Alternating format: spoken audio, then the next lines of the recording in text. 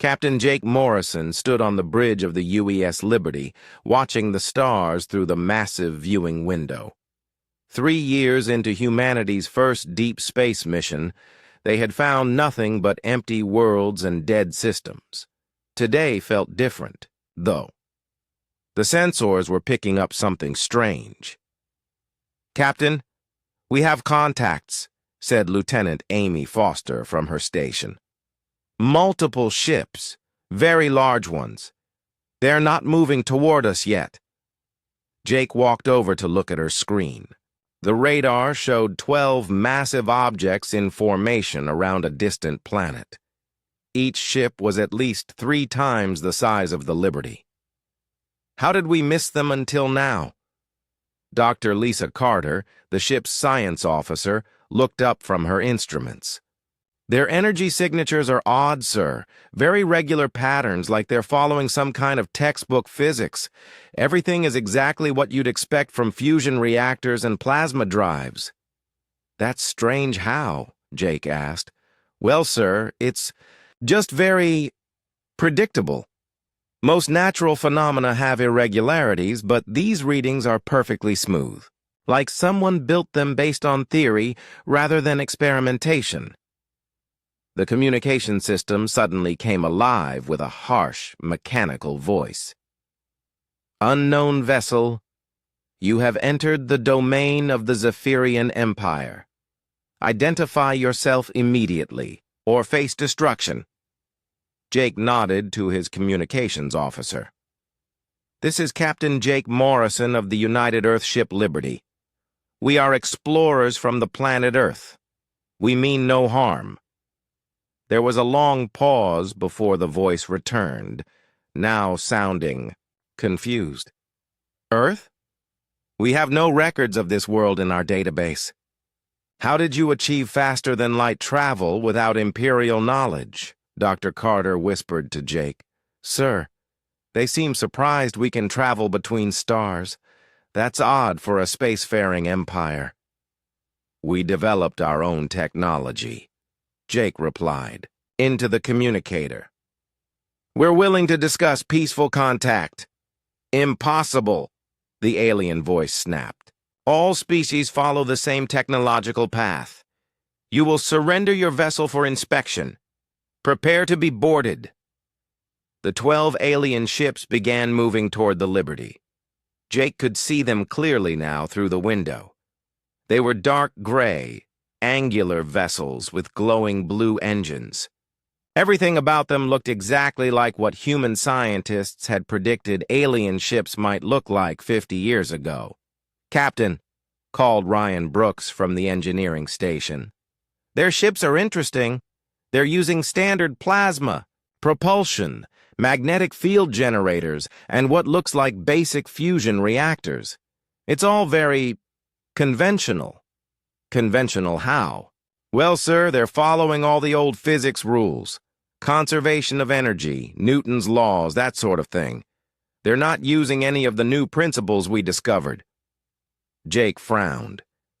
When humanity had developed faster-than-light travel, it hadn't been through the methods their scientists had originally theorized. Instead, researchers had stumbled upon ways to make space itself behave differently. The Liberty didn't push through space so much as convince space to be shorter in front of them and longer behind them.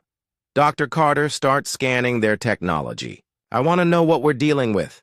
"Yes, sir." Lisa began working at her station. After a few minutes, she looked puzzled. "Captain, this is very strange. Their technology is incredibly advanced, but it's all based on principles we abandoned decades ago.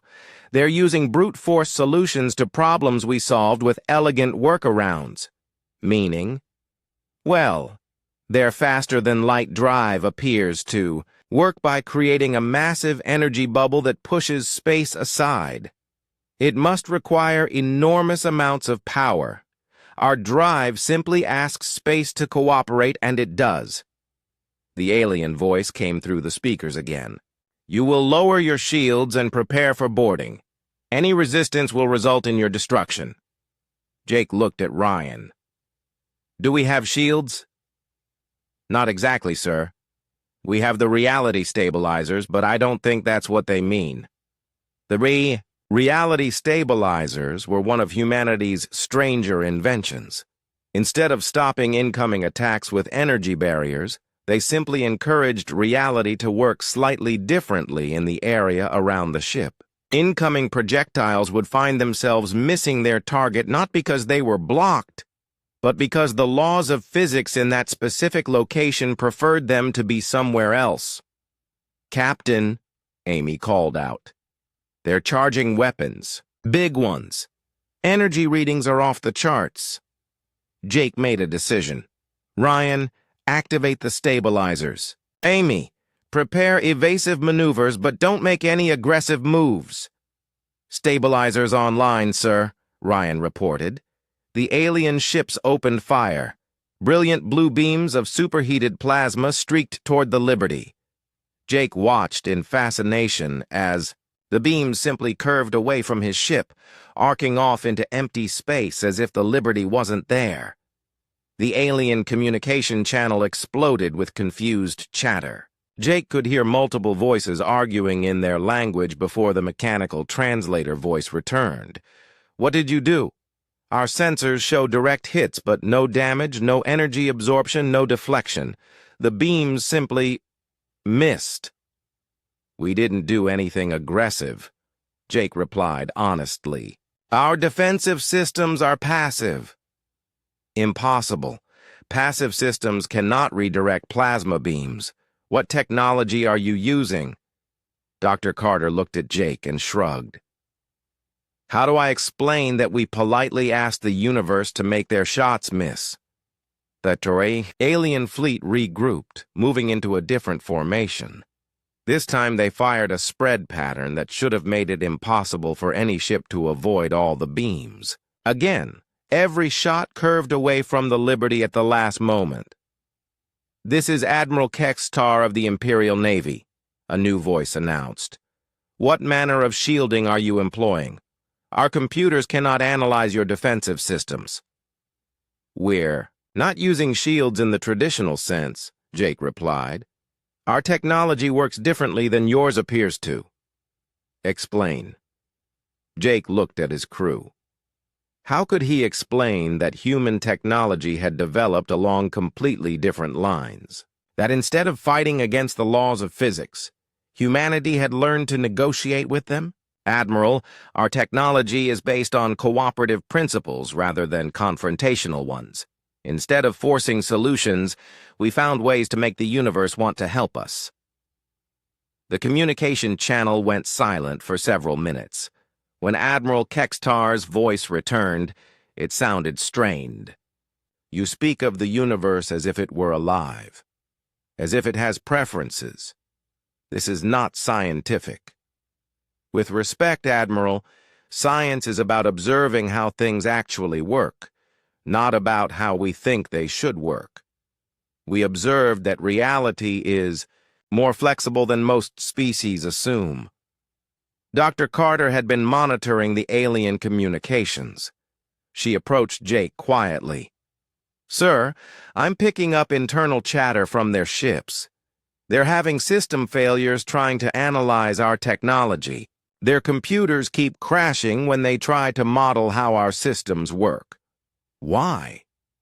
"Their entire database assumes that technology must follow certain universal principles. When they encounter something that doesn't fit those principles, their analysis. Programs don't know what to do." Jake understood.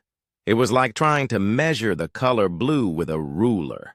The alien technology was sophisticated but rigid, built on the assumption that physics worked the same way everywhere for everyone. The alien fleet was repositioning again, but this time they seemed hesitant. Admiral Kextar's voice came through. "Once more. Human vessel, we demand you explain your technology immediately. You are violating multiple physical laws." "Admiral, we're not violating anything. We're just using different laws than you are." "There are no different laws. The universe operates according to universal principles," Dr. Carter whispered to Jake. "Sir, should I show them the quantum communicator?" Jake nodded. The quantum communicator was one of humanity's most useful inventions. It allowed instantaneous communication across any distance by convincing paired particles that they were still touching each other regardless of how far apart they actually were. "Admiral, we're going. To demonstrate something, please observe our communication with Earth." Jake activated the quantum communicator. Within seconds, he was speaking directly with General Pete Harrison at Earth Command, 47 light-years away. "General Harrison, this is Captain Morrison. We've made contact with an alien empire. They seem confused by our technology." "Understood. Captain, are they hostile?" "Uncertain at this time. They appear to have advanced technology, but it's built on very different principles than ours." The conversation continued for several minutes before Jake signed off. He turned back to the alien. "Fleet, Admiral, we just had a real-time conversation with our home world, which is 47 light-years from here. How long would it take your fastest message to travel that distance?" The response took longer than usual. 47 years at light speed. Faster communication across such distances is impossible. Yet we just did it. We detected no transmission of any kind. No energy beam, no quantum fluctuation, nothing. That's because we weren't transmitting information through space. We were sharing information that was already connected. Jake could almost hear the alien admiral's confusion. The Zephyrian Empire had built their civilization on the idea that physics worked the same way for everyone. They had conquered dozens of worlds using their superior understanding of conventional technology. But now they faced a species that seemed to ignore the very foundations of their scientific worldview. The alien fleet hung motionless in space, their weapons powered but not fiery. Lieutenant Commander Amy Foster moved carefully through the captured Zephyrian scout ship, her team following close behind. The alien vessel was larger than it had looked from the outside, with corridors that seemed designed for beings much taller than humans. Everything was made of the same dark gray metal, and blue lights provided a cold, harsh illumination. "Sergeant Walsh, check that door," Amy ordered, pointing to a sealed entrance ahead. "Rodriguez, watch our backs." Sergeant Danny Walsh approached the door and examined it briefly. Instead of trying to force it open, he pulled out what looked like a simple black rod. He pointed it at the door and pressed a button. The heavy metal barrier suddenly crumpled inward as if a giant, invisible hand had crushed it. The three captured Zephyrian crew members, who had been walking ahead of the human team, stopped and stared in horror. The tallest alien, who seemed to be their leader, spoke through the translation device. "What weapon was that? We detected no energy discharge, no projectile, no explosive force." Danny held up the gravity rifle and grinned. "This little thing, it just makes gravity work differently in a small area." The door thought it weighed about 10,000 pounds for a few seconds. "That is impossible," the alien said. "Gravity cannot be selectively modified. It is a fundamental force." "Well, it worked, didn't it?" Danny replied. Amy led the team deeper into the ship. In the main corridor, they encountered a blast door that was much thicker than the first one. Corporal Nina Rodriguez stepped forward, pulling out what appeared to be an ordinary knife handle with no blade. "Stand back," she said, pressing a switch on the handle. A faint blue outline appeared where a blade should be. Nina pressed the outline against the blast door and pushed. The blade passed through the metal as if it wasn't there, cutting about a perfect rectangle that fell to the floor with a crash. The aliens backed away from Nina, their large eyes wide with fear. "Your blade passed through our strongest armor," one of them whispered. "How is this possible?" "Phase technology," Nina explained simply. "The blade exists mostly in a different dimension. It only becomes solid when I want it to cut something. Dimensions. Cannot be selectively accessed, the alien leader protested. This violates basic principles of space-time. Amy continued moving through the ship, her team cataloging everything they found. The Zephyrian technology was impressive in its own way, but it was also predictable.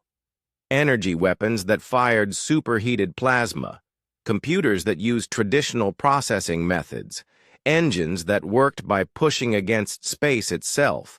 On Earth, General Pete Harrison was receiving reports from multiple fronts. The Zephyrian Empire had ships throughout human space, all of them struggling to understand what they were seeing. In his office at Earth Command, he sat across from Dr. Helen Murphy, the director of the Quantum Research Institute. "General, we need to help them understand what they're dealing with," Dr. Murphy said. "Their technology is sophisticated, but it's built on incomplete information about how reality works." "Incomplete how?" General Harrison asked. "They think the universe has fixed rules that apply everywhere the same way. They never discovered that the rules change depending on where you are and how you look at them. Earth's location near several cosmic anomalies allowed our scientists to observe these variations." General Harrison nodded slowly. "So their technology is like using a hammer for everything, because they never learned about screwdrivers." Exactly. And now they're trying to understand a screwdriver by hitting it with hammers. Back on the captured scout ship, Amy's team had reached the bridge. The alien technology here was more advanced, with holographic displays and interfaces that responded to thought rather than touch. But even this impressive equipment was having problems. "The ship's computer keeps crashing," reported the alien technician. "Every time it tries to analyze your equipment, the analysis program shut down." Amy looked at the displays. Error messages in the alien language were flashing across multiple screens. "What's it trying to do?" "Scan your weapons and determine how they function. But the results make no sense. The computer says your gravity weapon has no power source, your phase blade doesn't exist, and your communication devices are connected to nothing." "Maybe your computer isn't looking in the right places," Amy suggested. Danny walked over to one of the consoles and set his gravity rifle down next to it. Immediately, several screens began flashing warnings. "Looks like your computer doesn't..." "Like my rifle." The alien technician stared at the warnings.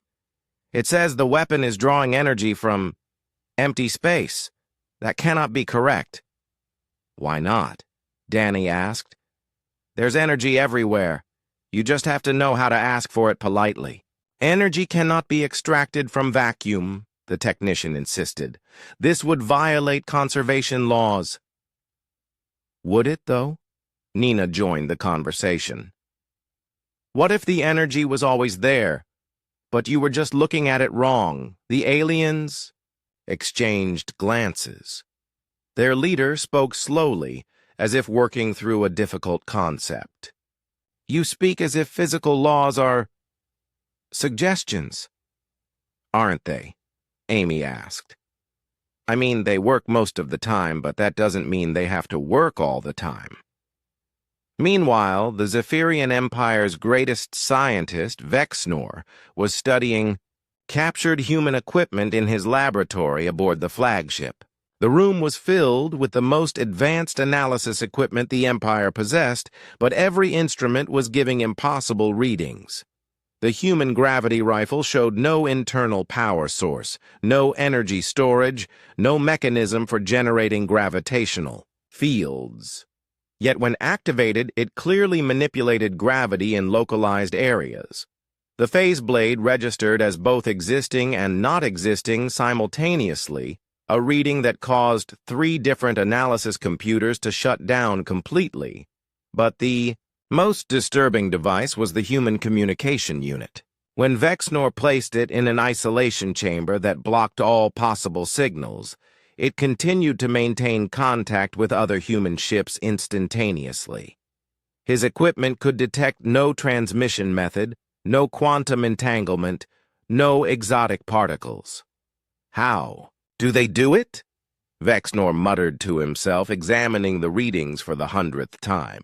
How do they extract energy from nothing, phase matter through solid barriers, and communicate faster than light without any detectable medium?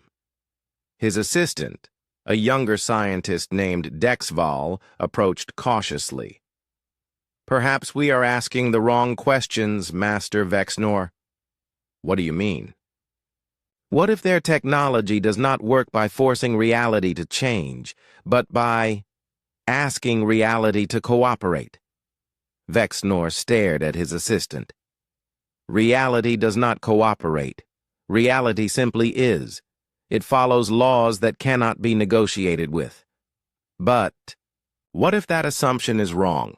The question hung in the air between them. The entire Zephyrian civilization was built on the idea that the universe operated according to fixed universal principles.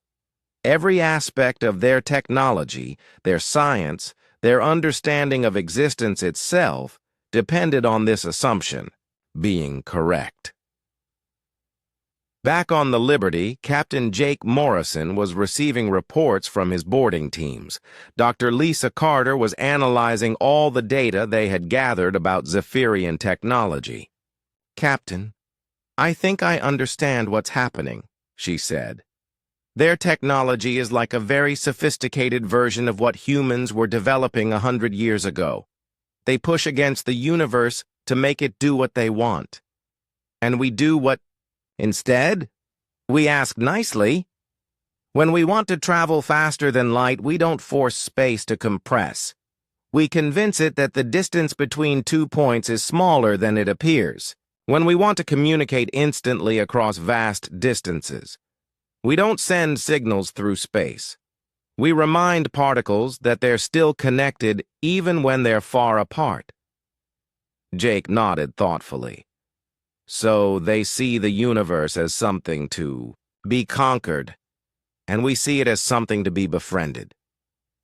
Exactly. And because they've always had to fight the universe to make their technology work, they assume everyone else does too. They can't imagine technology that works through cooperation rather than force. On the Zephyrian flagship, Admiral Kextar was receiving increasingly disturbing reports from across his fleet. Human technology continued to function in ways that violated every principle his scientists understood. Worse, his own ships were beginning to experience system failures as their computers tried unsuccessfully to model human devices. "Admiral," reported his chief technician, "we have 12 ships with computer malfunctions. The analysis programs are creating feedback loops that are affecting other systems." "How is that possible?" "The computers are trying to process impossible data. When they encounter readings that contradict physical laws, they attempt to recalculate those laws. This creates conflicts with other programs, which leads to cascading failures." Admiral Kextar realized he was facing something unprecedented.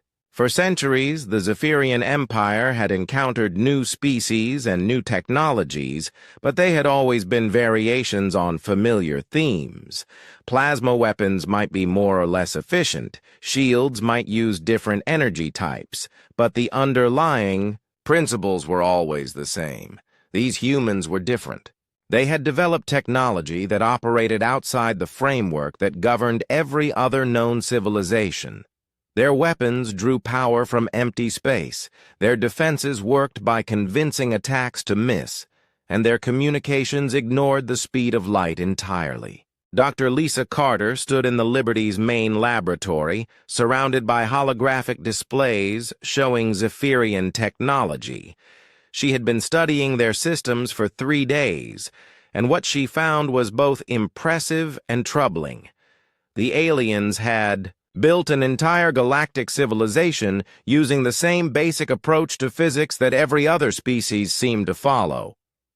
"Captain Morrison, you need to see this," she called out as Jake entered the lab. "What did you find?" Lisa gestured to the displays around them. The Zephyrian Empire has conquered 47 different species over the past 1,000 years.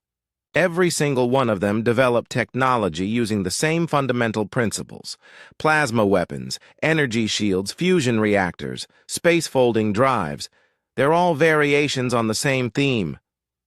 Jake studied the images of different alien technologies. Ships from dozens of worlds, all following similar design patterns. They all think the universe works the same way. Exactly. And because it worked for everyone else, the Zephyrians never questioned whether there might be other approaches.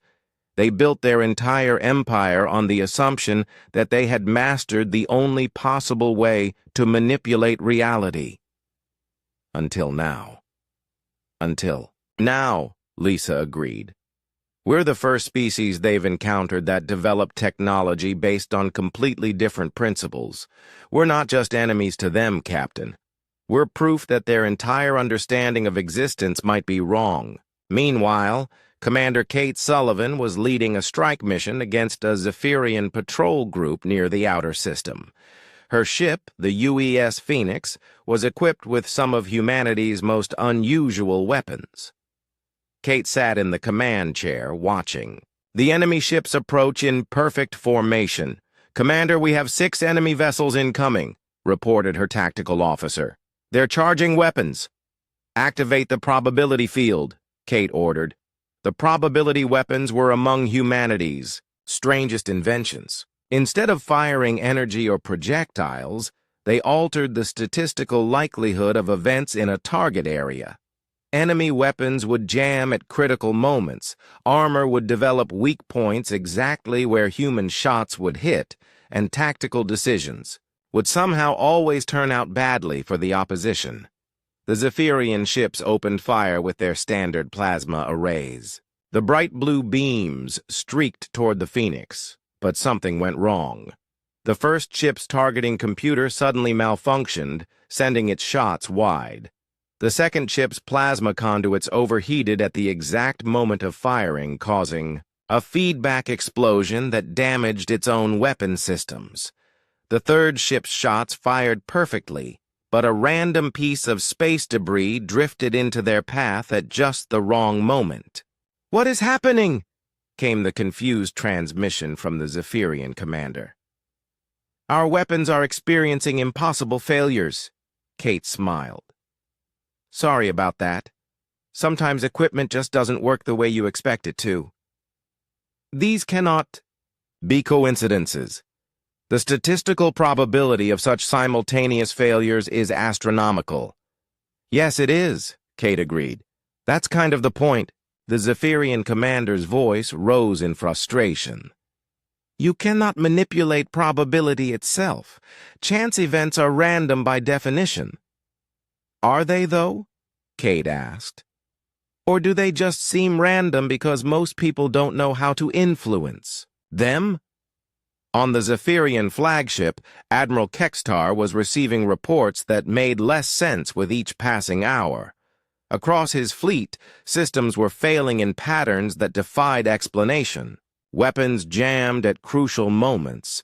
Navigation computers calculated impossible courses, and communication arrays transmitted messages to the wrong recipients. "Admiral," his chief of staff reported, "we have lost contact with 3 patrol groups. Their last transmissions indicated equipment failures of unknown origin." "What kind of failures?" "Every kind, sir. Weapons, engines, life support, computers, but not all at once. The failures seem to happen at precisely the worst possible moments." "For tactical effectiveness." Admiral Kextar stared at the tactical display. Red indicators showed the locations of failed systems across his fleet. The pattern looked almost intentional, as if some intelligence was choosing exactly when and where to cause problems. "Sir," his science officer added, "the failures appear to be statistically coordinated. The probability of these specific malfunctions occurring at these exact times is so low that our computers classify it as impossible. Yet it is happening. Yes, sir. The humans appear to have weaponized coincidence itself. Back on Earth, Colonel Sam Bennett was overseeing the final preparations for humanity's ultimate defensive system.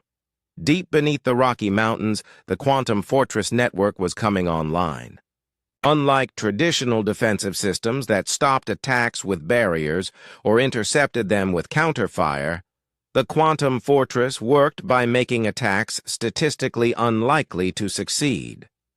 "Colonel, all stations report ready," his chief technician announced. "Activate the network," Sam ordered.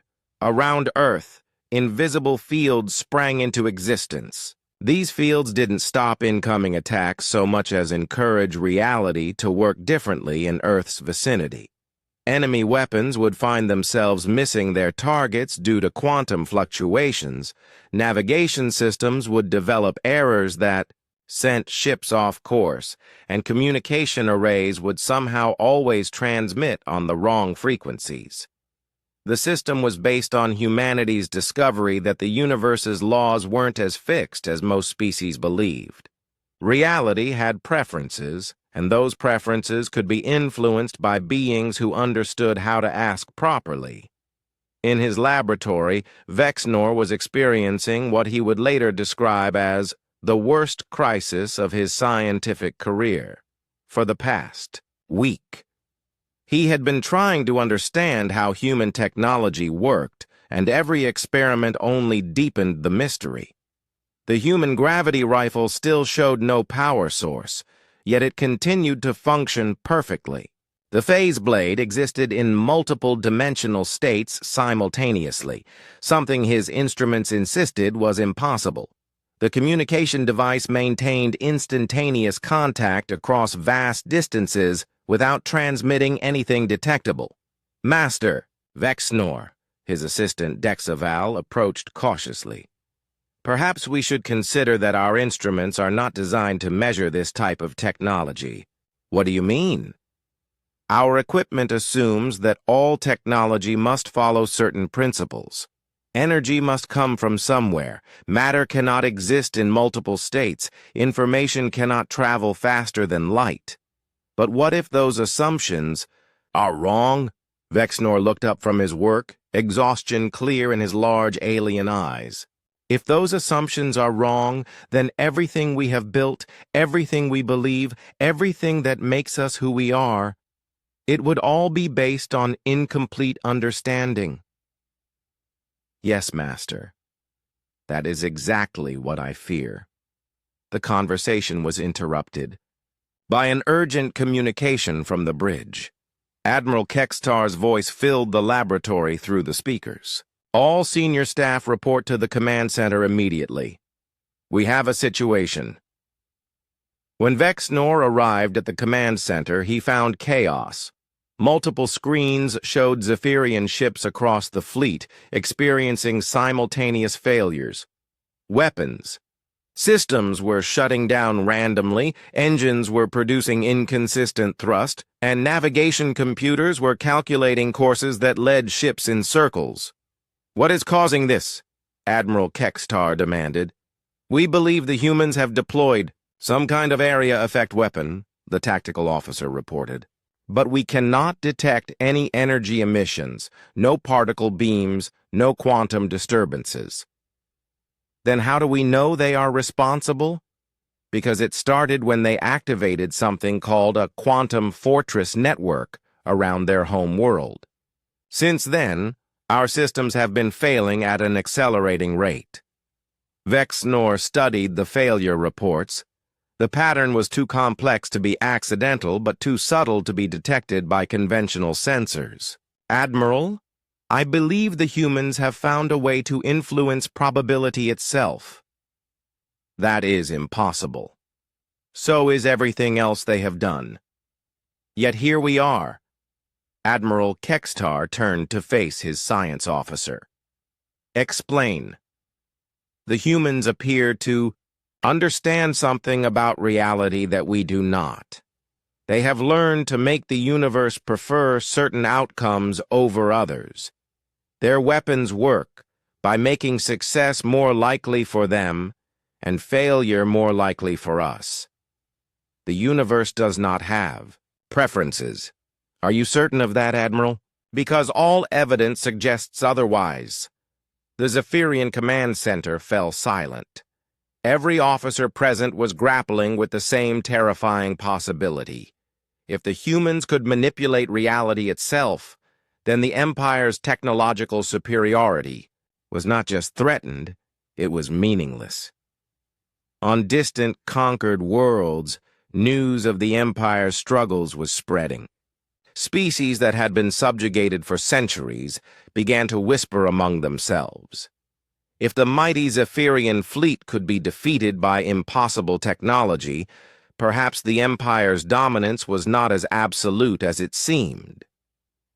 The Gralix, whose homeworld had been conquered 300 years ago, began secretly discussing rebellion. The Threx mining colonies started questioning why they should continue supplying the Empire with resources. The Vordak trade networks began exploring the possibility of independence.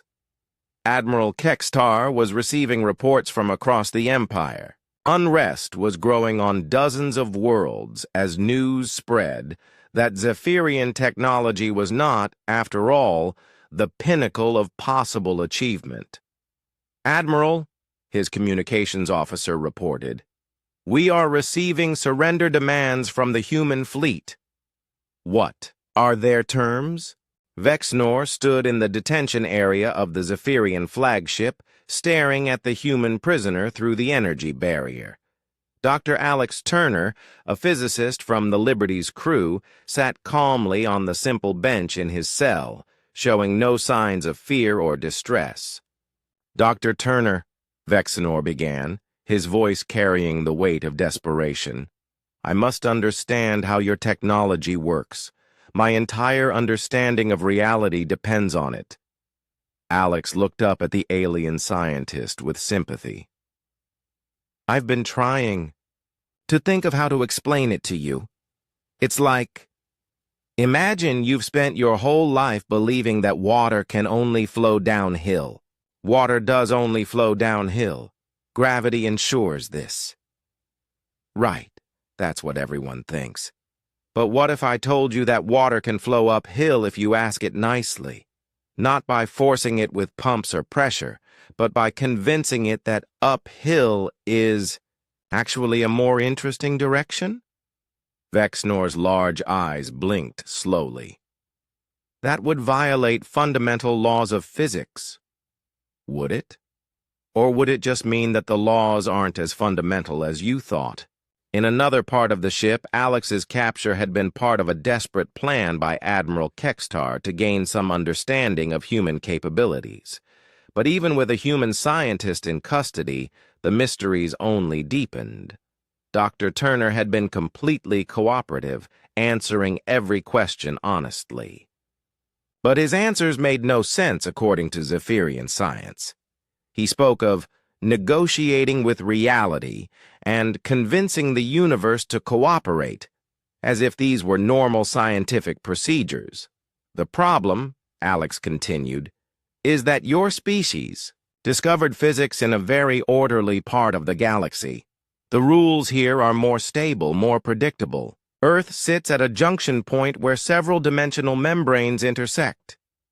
Reality is much more flexible there." "Dimensional membranes are theoretical constructs," Vexnor protested. "Are they? We've been using them for 50 years. We discovered that what you call universal laws are really just local preferences of reality in this particular region of space-time." Vexnor felt something crack inside his mind. If that is true, then everything we have built, our entire civilization, is based on incomplete information, yes, but that doesn't make it wrong, just limited. You've mastered one way of doing things. We learned a different way. While Vexnor struggled with these revelations, Captain Claire Davis was demonstrating humanity's most disturbing technology yet. The UES Phoenix had arrived at the battlefield, but it had arrived 3 hours before it had actually departed from Earth. "Zephyrian vessels," Claire announced over the communication channels. "This is Captain Davis of the UES Phoenix. We are offering you one final chance to withdraw peacefully." Admiral Kexatar stared at his sensors in disbelief. "How are you here?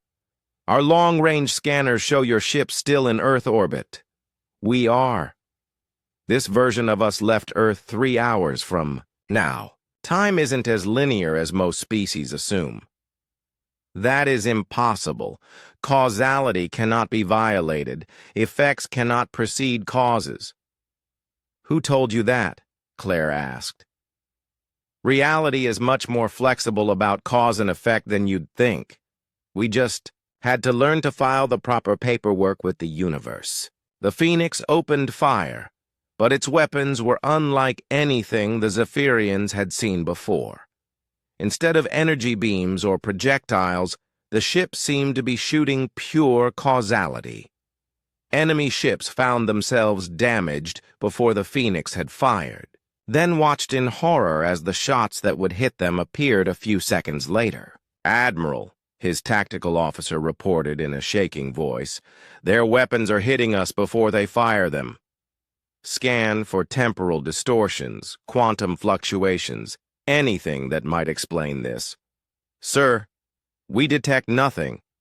According to our instruments, they are using conventional weapons, but the timing is completely backwards." On Earth, General Pete Harrison was receiving the most comprehensive briefing of his career from Dr. Helen Murphy. She was explaining how humanity's unique position in the galaxy had led to their revolutionary understanding of physics. "General, Earth exists at a point where multiple layers of reality overlap. Most planets exist in stable pockets where the laws of physics are consistent and predictable. Earth sits at a junction where those laws meet and blend. So we see reality differently because we're in a different place?" "Exactly. Imagine reality as a vast ocean, and most civilizations live on small islands where the water is calm and behaves predictably. Earth is located at a point where several currents meet, creating turbulence. The water still follows the same basic principles, but it behaves in ways that islanders would consider impossible." General Harrison nodded slowly. "And because we grew up in the turbulent water, we learned to swim differently." Perfect analogy. We learned to work with the turbulence instead of fighting against it. Other species learned to build stronger boats to resist the currents. We learned to ride the currents themselves. Dr. Murphy activated a holographic display showing the galaxy. "Every other species the Zephyrians have encountered developed in stable regions. They all discovered the same basic approach to technology because they were all working with the same conditions. We're the first species they've met that developed in chaotic space." Back on the Zephyrian flagship, Vexnor was experiencing what could only be described as a complete mental breakdown. Everything he had believed about the nature of existence was crumbling around him. "Dr. Turner," he said, his voice barely a whisper, "if your understanding is correct, then the universe is not reliable." "Oh, it's very reliable," Alex assured him. "It just responds to different approaches differently.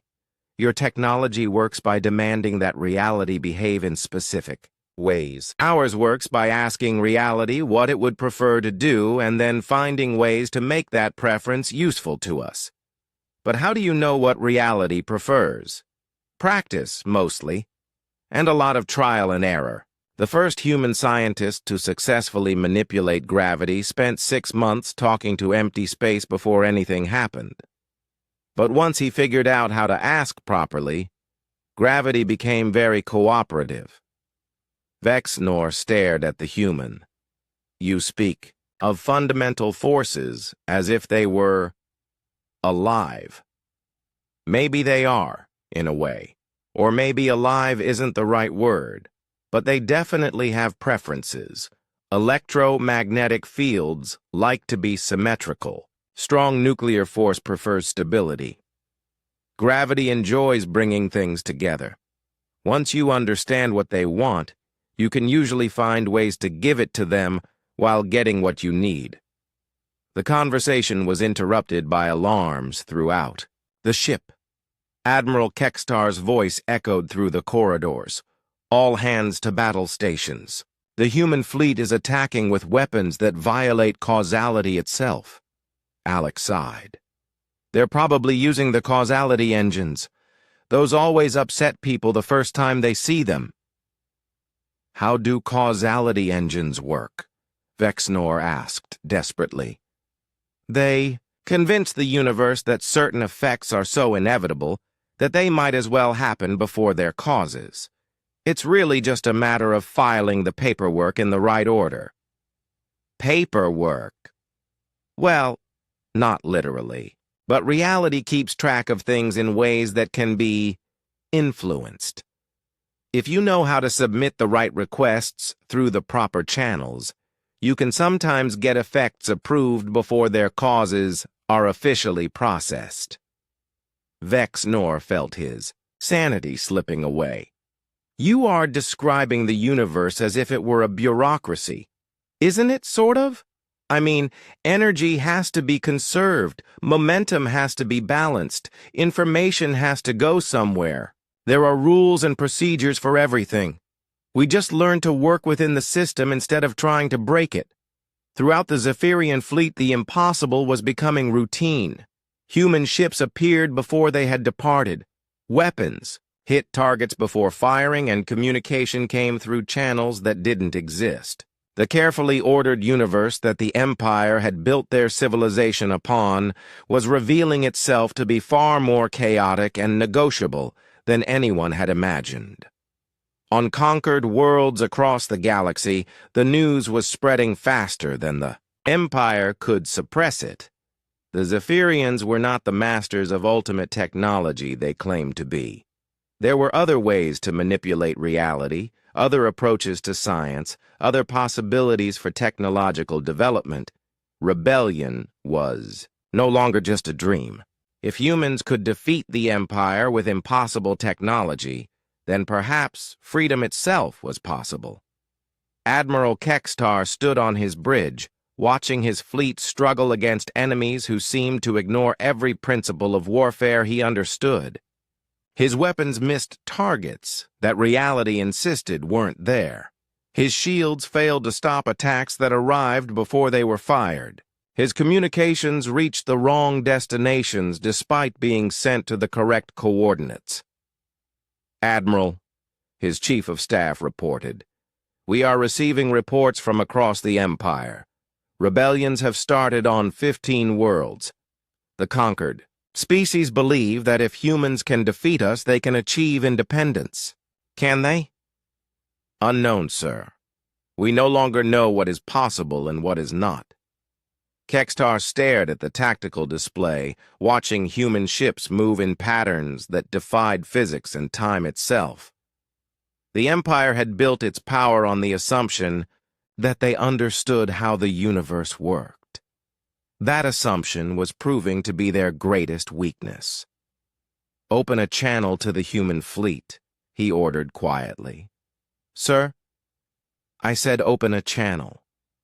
It is time to admit that we may have been wrong about everything. Admiral Kekstar stood on the bridge of his flagship staring at the communication screen that showed Captain Jake Morrison's face. The human looked tired but patient, as if he understood the weight of the decision the alien commander was facing. Admiral, Jake said quietly, we're willing to share our knowledge with you. But you have to understand that learning our way of doing things means giving up everything you currently believe about how the universe works. And if we refuse, Kekstar asked, then this war continues, and both our peoples suffer for no good reason. We don't want to destroy your civilization, Admiral. We want to help it grow beyond its current limitations. Kextar looked around his bridge at his officers. Many of them had been with him for decades, fighting battles across the galaxy using technology they understood completely.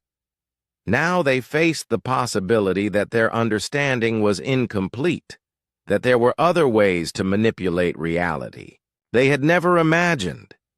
What would sharing your knowledge involve? First, you'd have to stop thinking of the universe as something to be conquered and start thinking of it as something to be befriended. Your entire approach to technology is based on force. Ours is based on cooperation. Dr. Lisa Carter joined the conversation from the Liberty. Admiral, your technology is impressive, but it's like using a sledgehammer for everything. We learn to use different tools for different jobs. Sometimes you need a sledgehammer, but sometimes you need a feather.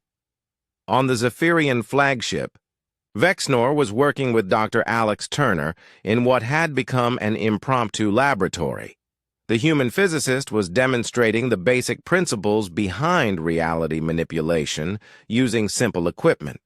The key, Alex explained, is understanding that the universe has preferences, not laws. Laws are rigid and unchanging. Preferences can be influenced through proper communication. Alex held up a small device that looked like nothing more than a metal cube. This is a reality compiler. It doesn't force changes in local physics. Instead, it translates our requests into forms that reality can understand and respond to. How does it work? Vexnor asked, his scientific curiosity overcoming his fear. It's like learning a new language. Reality speaks in quantum fluctuations, probability distributions, and dimensional harmonics. The compiler takes our intentions and translates them into the proper frequency for communicating with the fundamental forces. Alex activated the device. The metal cube began to glow softly, and suddenly the gravity in the room shifted. Instead of pulling everything toward the floor, it now pulled objects toward the cube itself. I asked gravity to prefer this location instead of the planet below us, Alex explained. Gravity was happy to oblige because it likes bringing things together anyway. I just gave it a new reference point. Vexnor stared at the floating objects around the cube. But why does gravity have preferences? Why does it respond to requests? We don't know why. We just know that it does. Maybe consciousness and reality are more connected than most species realize. Maybe the universe enjoys being helpful when asked politely, or maybe we're just very good at finding patterns that look like cooperation. Does it matter which explanation is correct? Not really. What matters is that it works. Meanwhile, Engineer Chief Tony Mason was leading a joint construction project between human and Zephyrian teams. They were building a hybrid device that combined both technological approaches, but the work was proving more difficult than expected. The problem, Tony explained to the mixed group of engineers, is that your technology and ours don't just use different methods. They use different definitions of what's possible. The Zephyrian chief engineer, Moltex, examined the human components with confusion. Your power coupling has no energy input. How does it function? It asks the local zero-point field to provide energy when needed. The field is usually happy to help as long as you don't ask for too much at once. Zero-point fields cannot be tapped for usable energy. This violates thermodynamics. Does it? Or does it just violate your understanding of thermodynamics? Tony connected the human power coupling to a Zephyrian plasma generator. Try activating your system now. Moltex hesitantly pressed the activation switch. The plasma generator hummed to life. But instead of drawing power from its fusion reactor, it was somehow running on energy that appeared to come from empty space itself. This is impossible. Maltex whispered. But it's working, Tony pointed out. Sometimes impossible just means nobody's figured out how to do it yet. The hybrid construction project was part of a larger effort overseen by Dr. Helen Murphy, who had arrived from Earth aboard humanity's most advanced vessel. The UES Horizon was unlike any ship the Zephyrians had ever seen. It didn't just travel through space, it existed in multiple quantum states simultaneously, allowing it to be in several places at once. The Horizon represents our most advanced understanding of reality manipulation, Dr. Murphy explained to a gathering of both human and Zephyrian scientists. It doesn't just move from point A to point B. It convinces the universe that it was always at point B while simultaneously remaining at point A. Admiral Kextar, who was attending the demonstration, shook his head slowly. How do you maintain crew safety if the ship exists in multiple states? The crew exists in multiple states too, Dr. Murphy replied cheerfully. Don't worry, you get used to it. The trick is remembering which version of yourself is in which timeline. The demonstration continued as Dr. Murphy showed how the ship could conduct diplomatic negotiations across several potential futures simultaneously, then select the timeline where the negotiations went best and make that the official reality. We're not just traveling through space, she explained. We're traveling through possibility itself. Every decision creates branching timelines, and we've learned to navigate those branches deliberately. Vexnor, who was observing the demonstration, felt his sanity stretching to its limits. You navigate through decisions that haven't been made yet? Sure. Why wait to see how things turn out when you can explore all the options ahead of time and pick the best one? The weeks that followed saw the most dramatic transformation in Zephyrian society since the founding of their empire. Scientists, who had spent their entire careers mastering conventional physics, found themselves learning to think in ways that their minds had never been designed for. Some adapted better than others. Younger Zephyrians, whose thinking was more flexible, began to grasp the basic concepts of reality cooperation. They learned to ask politely instead of demanding, to negotiate instead of forcing, to work with the universe instead of against it. Older scientists like Vexenor struggled more. Their minds had been shaped by decades of rigid thinking, and the new concepts often triggered mental breakdowns that required careful psychological support from human specialists.